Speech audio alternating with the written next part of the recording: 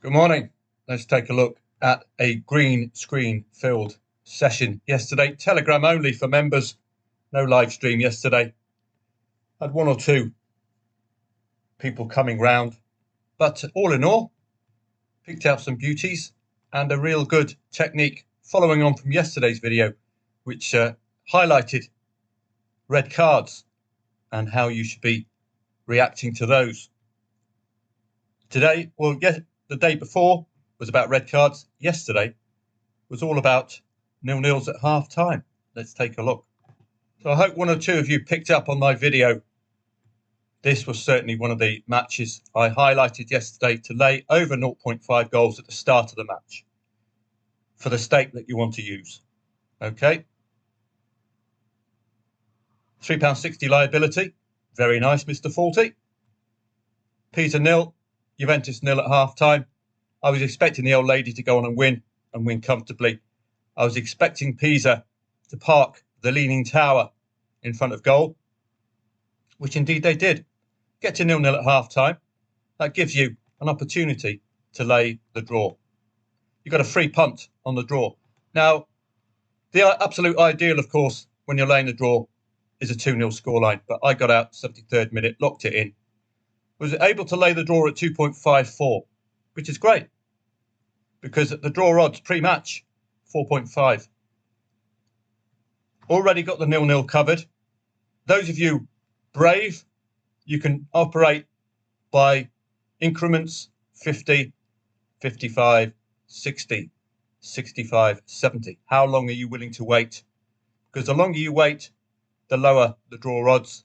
And don't forget, you're laying for that £40 or whatever your stake is. You're laying for the full liability there.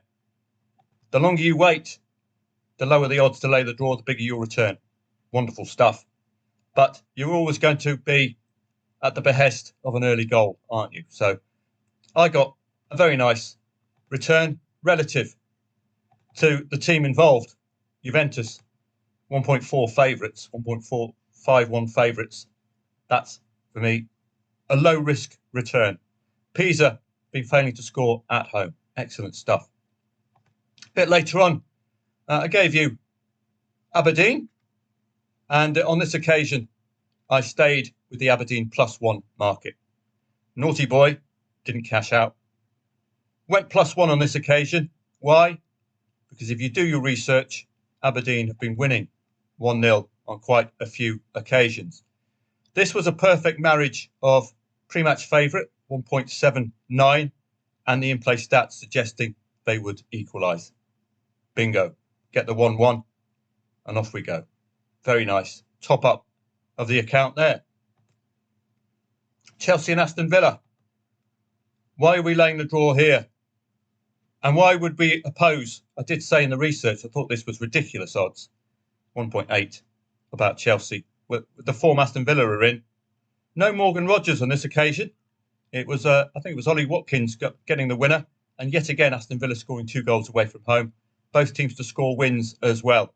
So it was a bit of a risk laying the draw because of that pre-match odds for Chelsea.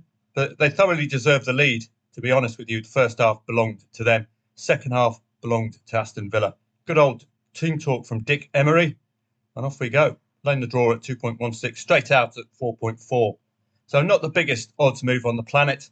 But again, it all adds up, doesn't it, for these marginal stakes? It all adds up. It all adds up. Lovely jubbly. St Mirren and Kilmarnock did lay the draw, but laid it very, very late. My old-fashioned, well, it was going to be 109, 106, but 1.11, 1.06, St Mirren and Kilmarnock. Just in case St Mirren were going to continue their pattern of scoring second half goals. I did this one myself. It was a bit of a risk because of the liability. 1.63 laying over 1.5 goals as the Democratic Republic of Congo scored first. But like the Aberdeen match, this was all about the in-play stats. So I couldn't pass this on to you because of that liability, 1.63, very high, to cover the 0-1. But going match odds, it was an excellent return, to be honest with you. I had to go match odds because Senegal +1 was a little bit wobbly or a little bit short. You could back Senegal at 6.4 and lay Congo at odds on.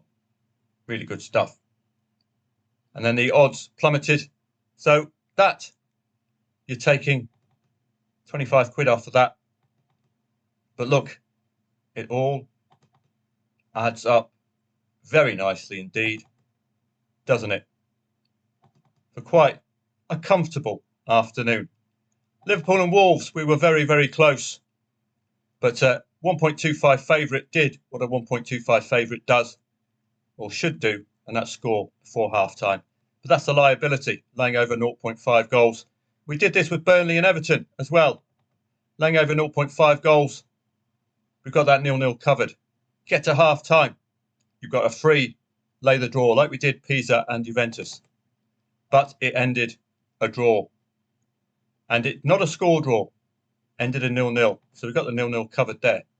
It's a great little technique, this, because particularly when you get a match like this at 0-0, concerted period of 0-0, the lower you lay that draw, the bigger the return. Can you imagine laying the draw at 1.1? You're going to be winning 400 plus quid for a free punt. Not too shabby. Brentford and Bournemouth, I thought I would lay Brentford late on. I think it was at the 3-1 because Bournemouth has suddenly turned it around. But getting to work, Bournemouth, with far less time remaining, it was a bit of a weird one for Bournemouth. But this is exactly what Brentford did and exactly what we expected Brentford to do. So those odds are 2.34. Superb.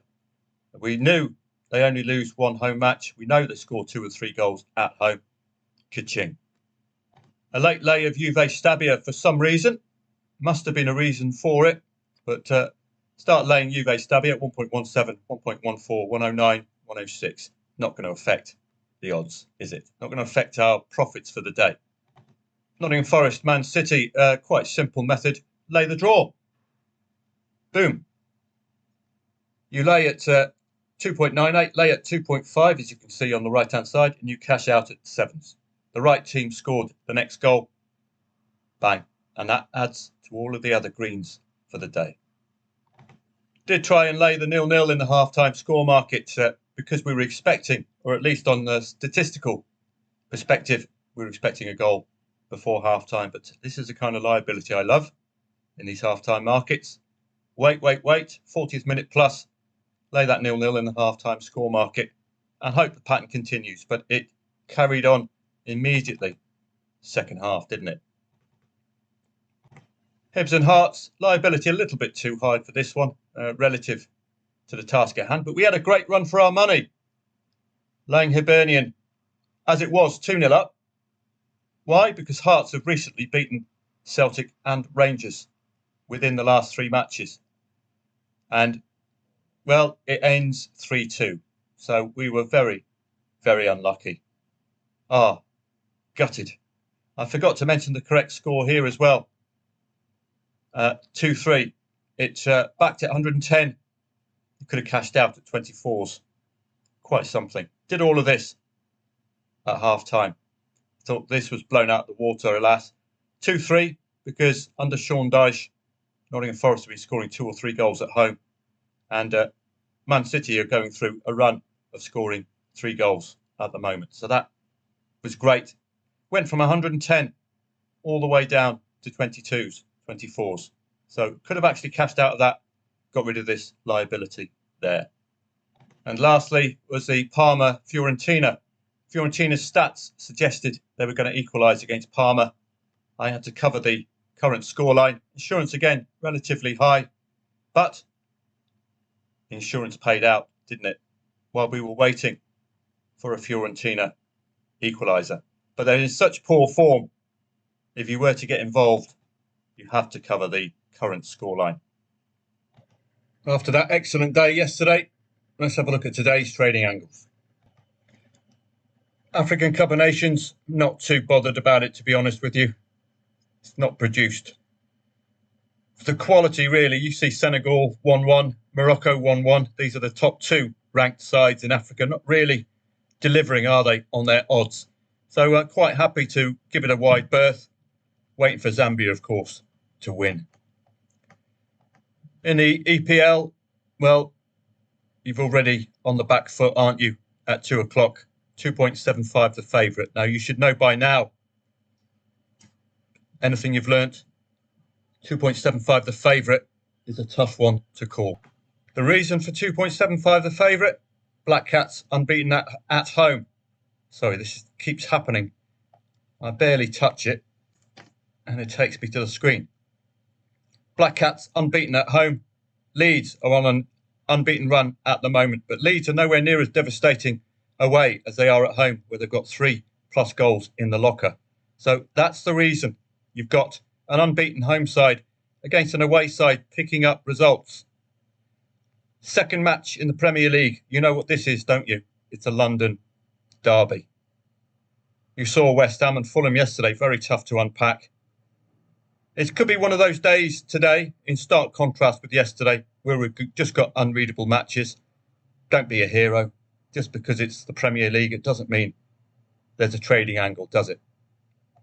And I haven't even bothered researching it for members. So that tells you the story about how I feel about London derbies. In Italian SerieA, AC Milan against Hellas Verona. The odds look right here. It's a battle between AC Milan and Inter Milan for the title at the moment. You have a look at the standings in SerieA. It's the Milanese at the top. So a win for AC could take them top today. A win for Inter Milan could take them top. But Inter are playing Atalanta today, which is a tougher nut to crack. So the odds look spot on here. Just have a quick look at the patterns for you. Well, 2 consecutive wins for Hellas Verona, but Atalanta catching them pre-Europa League, I think, or pre-Champions League, and beating Fiorentina. Well, let's be honest, my grand's residential care home, first 11, could beat Fiorentina. So that form is nothing to worry about. Could be my first banker of the day, that one. AC Milan, I think. Cremonese against Napoli. It could be a park the bus for Cremonese. This is Jamie Vardy's team. So if they can give him the ammunition, he will score. 2 home wins only for Cremonese, but 2 home defeats against, I think, Roma and Juventus. So that does suggest that Napoli are the kind of side who can get a result against Cremonese. So the fact they've only had the 2 defeats suggests a lot of draw-itis. Jamie Vardy did get the 2 goals against Bologna to sink them. If they can get him up and at them, they could be troublesome, particularly with Napoli's very poor goal scoring away from home. 1-0, 1-0, 1-0 scored away from home recently for Napoli. This has potential banana skin written all over it. So watch out for this one. No, by no means a banker with that failure to score that second goal. Bologna against Sassuolo. Bologna, normally 2-goal heroes. Normally that puts them in good stead at home. They have, though, lost that 2-goal habit in the last 3 matches, which blunts my enthusiasm for Bologna at home. Sassuolo have been conceding 2 goals away from home. That might trigger Bologna's return to 2 goals, but they've lost the habit recently. Normally very, very reliable at scoring 2 goals. Atalanta and Inter Milan, I would veer towards a derby-style match. This is a geographical derby. This is a derby-style match. This is my own personal opinion that these 2 are big boys and they could just cancel each other out, or form lines might not be reproduced in this particular match. So I'll be very careful with that. But the onus is on Inter Milan to copy what AC Milan are doing and retain top place in Serie A. It's a squabble in Milan for the title. Portuguese La Liga. This is a derby-style match. Braga and Benfica. Benfica are unbeaten this season under the special one. So that would get some interest from me today. It's very lukewarm, though, isn't it? Sporting Lisbon against Rio Ave rather picks itself, doesn't it? 10 goals scored in the last 2 matches, Sporting Lisbon. Good luck, Rio Ave. That's all I have to say. That fits in perfectly with a 1.10 quote, doesn't it, today? Well, let's take a look at some of the expected goals analysis for today. Well, I've still got to get AI to work out the names of the teams, but that's Sunderland and that's Leeds. So you can already see some potential concerns with Sunderland. Despite their home form, overall, possible trouble. Although AI does say clinical, it's relative to their actual goals scored. But 0.86 does tell you a potential problem there for the Black Cats. Likely to focus on maintaining their strong defensive shape and exploiting Leeds' defensive weaknesses on the break. 1.4 expected goals against for Leeds is leaning towards 1 goal at least, 2 at a push. So we've got this is an increase in the quality of the report. Hopefully it makes sense to you. Both teams to score 69%, over 2.5 goals 70%. That's quite high. I wonder if over time how accurate these are going to be. Be interesting. As I didn't really do much research on this match, what does AI come up with? Sunderland strong home form. Yeah, Leeds United poor away form. We know that. Leeds far, far better at home. Potential clash between a solid defence and an attack-minded side. Expected goals against of 22.2. Expected goals for of 23.9. So, yes, it's defence v attack. Top trading insights. Well, Sunderland win or draw is effectively saying lay Leeds. Both teams to score. So that's, how would you use that? Well, if Leeds score first, if AI is accurate, Leeds could be layable. Both teams to score, yes, would back that up as well. And over 2.5 goals, a low. So that suggests a 1-1, doesn't it? So interesting what AI comes up with. Atalanta and Inter Milan. Well, you can see Inter Milan's 1.89. I've got to get this fixed, haven't I?